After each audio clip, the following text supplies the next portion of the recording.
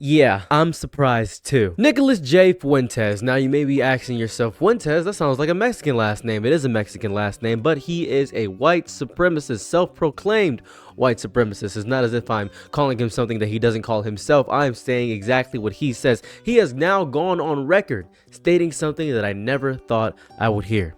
I will now show you the clip that I saw. It was political. Clearly it was a middle finger to white people. Weird take. Are you even a white nationalist at this point? Honestly, I don't feel like one anymore. I feel like, you know, do I want America to be a white country? Yes. I'm pro-white, but the movement has just been captured by losers and idiots. The movement has become, like, the kind of impulses that have captured it, it's just kind of depressing. And I've always been forward thinking, and I've always been heterodox, and I've always been progressive in a way. And so no, I don't think I'm like you, because now it's turned into, it used to be the case that if you were against white genocide, if you're pro-white, if you're against immigration, like that is what it meant to be on our side. Now it's like you have to be a Republican culture warrior. I have to be spun up about the Super Bowl halftime show. Okay, I mean, am I supposed to do this performative outrage? Signaling that you're a part of an in-group. And we're all gonna have the same take, and we're all gonna have the same opinion, and we're all gonna say the same thing, and we're all gonna engage in this elaborate performance. I don't know who it's for, why. There was a point in time when we were having fun and we were laughing and we were trolling and we were making jokes. Holy moly, donut shop. I do gotta admit, the way he sounds very weary. That specific weird astral exhaustion, it's in his soul. It's like an architect who has inhaled the plaster dust of his own creation for too long. I'm sick of looking at what I built. Nick Fuentes confesses, well, I no longer fit in. I don't fit in with this hall of mirrors and this echo chamber I built for myself. I don't fit in to these guys outraged at everything woke. I don't fit in here. I don't feel accepted in this movement.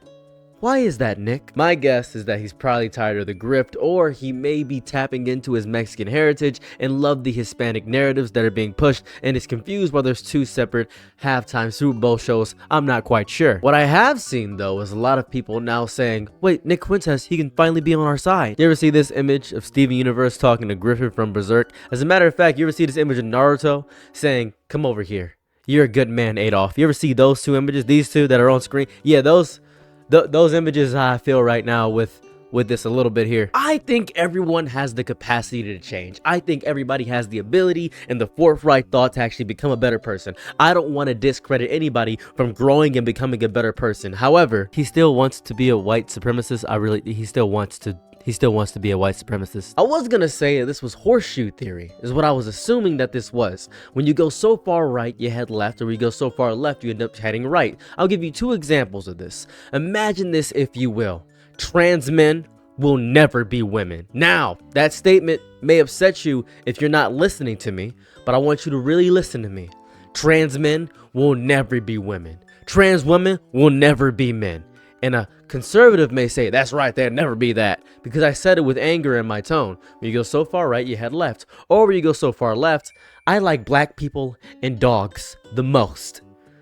Something's off about that statement. Are you comparing black people to dogs? Same way, you go so far left, you head right. That's horseshoe theory in a very small summary. And that's essentially what many people thought Nick Fuentes was doing, but that's not true. The assembly lines on the far left and far right end up stamping our political commodities. Fervor, certainty, sanctimony, sanctomony, Saitama, One Punch Man. I believe he is simply just fatigued of the grift. I believe that is the entire aspect of how he feels. He's just sick of nonsense. It's so bleak, almost poetic absurdity to a professional racist mourning the loss of the racist good old days. Oh, the racism's changed. Oh, my chest. Oh, I got gout. Oh, I got gangrene and rickets and cystic fibrosis. Oh, the racism's changed. Oh, it's not as good as it used to be. Oh, the oatmeal cream pies must have changed the recipe. They did, by the way. I want to point that out. Oatmeal cream pies did change the recipe, and they are gross now. He is not grieving a turn toward morality.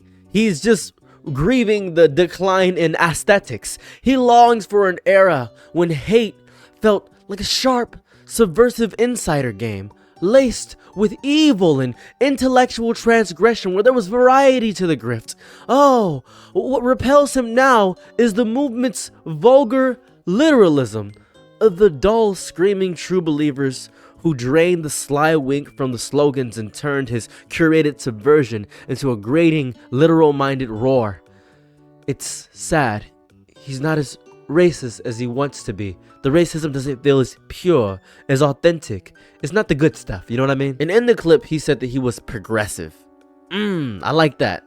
I like that. He's progressive, but progressive only towards a white-centered society where whites are the supreme. He says it's cool to have black people, Mexican people, Asian people, but whites have to be on top. That's what he means for progressive. I think that is just a desperate grasp for that lost feeling of being on the cutting edge. For him, progressivism isn't about equity or justice.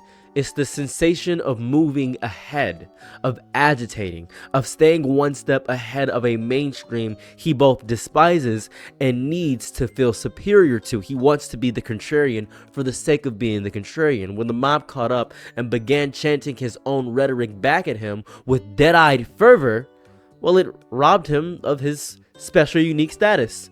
He's no longer the special snowflake. He doesn't have his vanguard status. He is not disillusioned with the message at all. He's experiencing what every churchgoer experiences every time they go on Sundays and realize they don't need the message as deeply as the other people around him. He is bored by the choir that continually preaches his own thing back at him.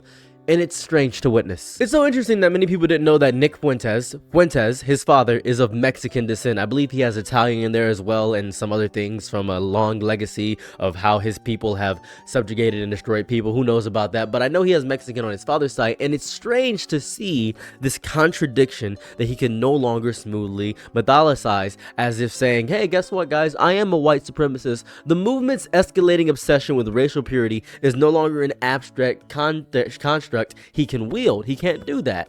He has to be pure. He is no longer a useful exception. He is just, what's the word I'm looking for? A paradox? You guys ever play Marvel Rise of the Imperfects? I was trying to say the word paragon, but I meant paradox. I meant the word paradox, but there's a character called Paragon in that game. I think of that all the time.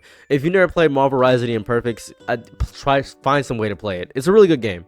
Really good game. But I do respect his exhaustion. He's willing to admit that he is tired of the same old dribble and drive over and over again. The lack of energy to be mad at Bad Bunny at the Super Bowl or the next culture war sacrament. You gotta be mad at this, mad at this, mad at that. He is telling.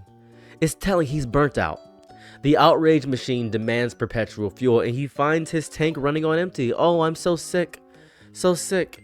He lacks the emotional vanity to do so. It's a grind, a deep grind, and he's having to work a lot harder, and he's tired of idiots. He calls them idiots, stupid. He calls them psychopaths, idiots, when he is the main proponent of pushing this narrative and rhetoric and radicalizing these people to this extreme. And now he is sick of his own radicals. The movement has outgrown what he has started.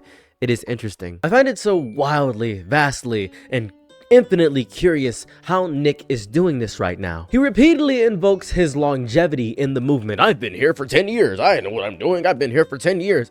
And if you don't know much about Nick Fuentes, he actually used to be a big anime fan. He used to critique a lot of anime stuff the same way Chibi Reviews does anime things in that variety. He actively used to do that same exact thing. Nick Fuentes was a cultured man, and he went on record recently saying, well, I don't watch anime, when in the past he was a huge anime fan. I'll show you his anime antics right here. Hey, what I used to say about NGE is that the real red pill choice is Kaworu. I used to say the real red pill choice is that, but in light of the Catboy thing, I can't make jokes like that anymore because then people are like, oh, Masato is not very feminine. She's very boisterous and aggressive and domineering. And what I will say in defense of Kaworu is this.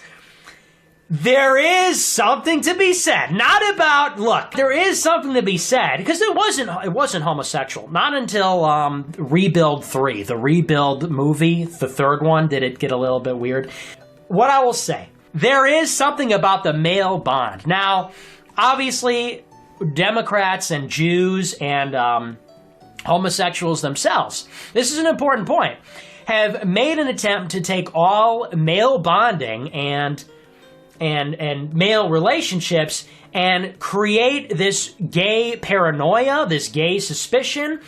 And what this does is it undermines the ability of men to form friendships and bonds with each other. This is real, okay? Now, the red pill there with Kaworu is to say Kaworu, in some ways, understood Shinji better than Misato, better than Asuka. Now, Rei and Shinji have a complementarity in being a boy and a girl, and Rei obviously has this thing where she is descended from, what is it? She comes from Shinji's mom, and I don't remember all the esoteric stuff. She's from Lilith or what, this thing, the first collision. I don't remember all the details, but there is the complementarity, the esoteric complementarity in the movie, but the complementarity between Rei and Shinji as boy and girl, which is intrinsic. But in some ways, Kaworu understands Shinji in a different way, and you might say a better way, because they're men. Now, that doesn't mean that there was any funny business in the series. In the rebuild,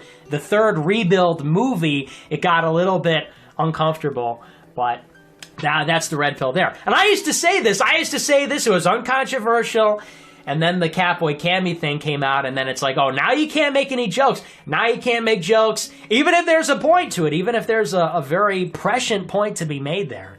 And then this is him saying that he doesn't watch anime. Watch Attack on Titan, please. Don't hit me with the NPC anime is gay bullshit. Oh my OSP. gosh. Best writing I've ever experienced and has an extreme level of depth to its show. It Shut surpassed the Breaking fuck Bad as my up. fave show ever. You should give it a shot. Very geopolitical and tackles quality ideals within religion, Oh family my hierarchy, gosh. politics, and more.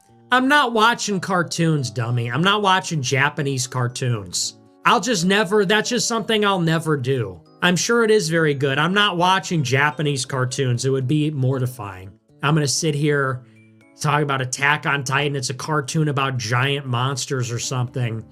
No, but it's actually about religion. Shut up, dude. How are you not embarrassed to talk about that? You watch Attack on Titan? Like, who does that? My dad would, beat me up if I watched that. He wouldn't, but, it goes to show that your dads were not like that, because... I would just be mortified to be participating in that. Yeah, I watch anime. No, I do not. I will never watch anime. Junior 35 cent $20. Everything is a game and a performance to him, and nothing is true, nothing is authentic. I cannot tell the truth from a lie with this man because he is not authentic to himself. He is not an authentic person. He does what grinds the mill and gets the most money, and that will keep the machine churning. That's all he wants to do. Nothing about him is true, real, or authentic in any vain stretch of the word. He is simply a grifter in the truest sense, and he is simply tired of the grift. In extremist spaces, whether they be right or left or centrist or up or down, it doesn't matter. As long as it's extremist or psychopaths, time does not necessarily confer wisdom. It often breeds a specific kind of disenchantment. You see, the cycles repeat. The arguments repackaged, the new recruits arrive more fervent and less nuanced than the last. You witness the hardening of dogma into caricature. His discomfort stems from seeing the movement solidify into a shape he still recognizes ideologically,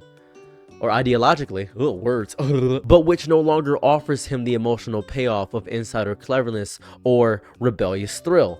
It's how a lot of people felt for the GameStop movement when so many people jumped on, and now all these people are saying GameStop's gonna come back up and GameStop stock is gonna go to the moon. But those original first timers that made big on GameStop are pretty much sold out. They know that it's not going to happen. They say, it doesn't really matter to me. I'm not here to do that. It doesn't matter to me. But that's the unsettling core of his movement. There is no moral reckoning here, no atonement for the harm his ideology has fueled. There is only a profound sense of personal displacement. He is a man who has outgrown the culture of his hate, but not its content.